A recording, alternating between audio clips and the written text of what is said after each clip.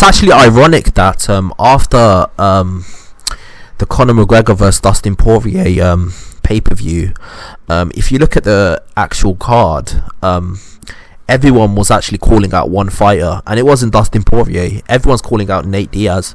For Michel Pereira, after he finished his fight, in his post-fight interview, the one fighter he was calling out was Nate Diaz.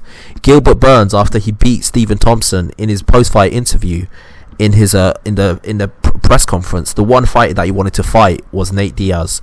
The reason why is because Nate Diaz, even though he is one of the most marketable stars in the UFC and he does get paid well, like in his fight against Leon Edwards, his baseline guarantee was £1 million, $1 million, while Leon Edwards, who was ranked higher than him, got about 250k or something of the sort. And obviously this doesn't include pay-per-view points. So with pay-per-view points, Nate Diaz probably walked away with 3-4 million against Leon Edwards. While Leon Edwards, obviously he's not a champion, so he's not going to get pay-per-view points. Nate Diaz is not a champion, but because he's such a big star in the UFC, he's probably is going to get pay-per-view points for that particular event, because he was the star attraction, even though obviously the main event was Adesanya Victoria.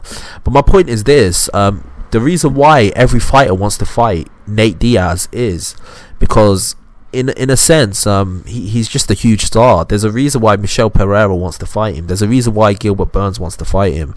And the reason why, I think, is Nate Diaz is known to give certain fighters shots at fighting him, even though they're not that well known. If you look at Leon Edwards is an overlooked MMA fighter, overlooked by a lot of fighters. He's constantly called as one of the most underrated fighters in the UFC. Yet Nate Diaz gives Leon Edwards a shot at fighting him. He calls out and wants to fight one of the most avoided fighters and dangerous fighters in the welterweight division. And not only that, he almost stops him in the 5th round. So with that, if you look at Gilbert Burns and Michel Pereira, both of these fighters are kind of underrated. Like, Michel Pereira probably got more hype, and Gilbert Burns does have a bit more fame because of obviously his fight with the likes of Kamaru Usman, which was a decent fight. But these ain't pay-per-view stars, neither of them are. But Nate Diaz is a pay-per-view star. Nate Diaz gave a shot to Leon Edwards, so they're probably thinking, if Nate Diaz gives a shot to Leon Edwards, who's one of the most underrated, overlooked fighters in the UFC in terms of his pure talent, maybe we can get a shot if we call him out. But the fact is, Nate Diaz, I think he's probably going to fight a Conor McGregor in his next fight, if he does come back.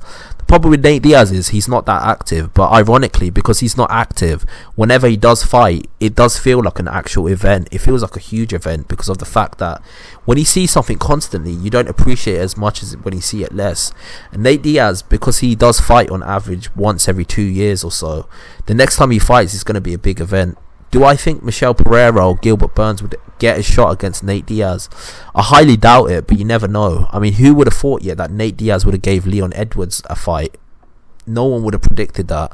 So, in my opinion, it just shows the everyone in the UFC is aware of how much of a big star Leon Edwards is. There's a reason why everyone keeps calling him out. Michel Pereira I think he's ranked in the top 15. For him to be calling out Nate Diaz says something about Nate Diaz. Gilbert Burns is obviously in the top 3. For him to be calling out Nate Diaz says a lot about Nate Diaz. So yeah, this is the reason why I think Nate Diaz is one of the biggest stars in the UFC. Obviously, he's not as big as Conor McGregor, but Conor McGregor headlined his highest pay-per-view by fighting him. One of his highest pay-per-views by fighting him. Both the Nate Diaz versus McGregor fight, the first one and the second one, are one of the highest pay-per-views in UFC history. And there's a reason for that. Nate Diaz is a star in his own right. But I think the only fight left for him is a fight against Conor McGregor. I think he should fight Conor McGregor for his third trilogy fight. If he fights him for his third trilogy fight, I think that will be an interesting fight. Whether he gives Gilbert Burns and Michel Pereira a shot at fighting him, he may do, but I just don't think it's likely to happen because even though he gave it to Leon Edwards, I feel like Gilbert Burns is ranked way too high and there's nothing in it for him.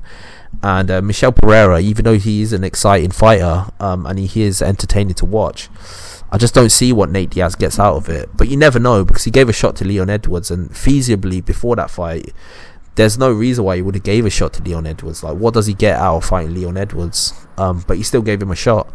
So yeah, that's my opinion. What do you think? What do you think is the truth? Why do you think everybody wants to fight Nate Diaz? Is there a reason for it?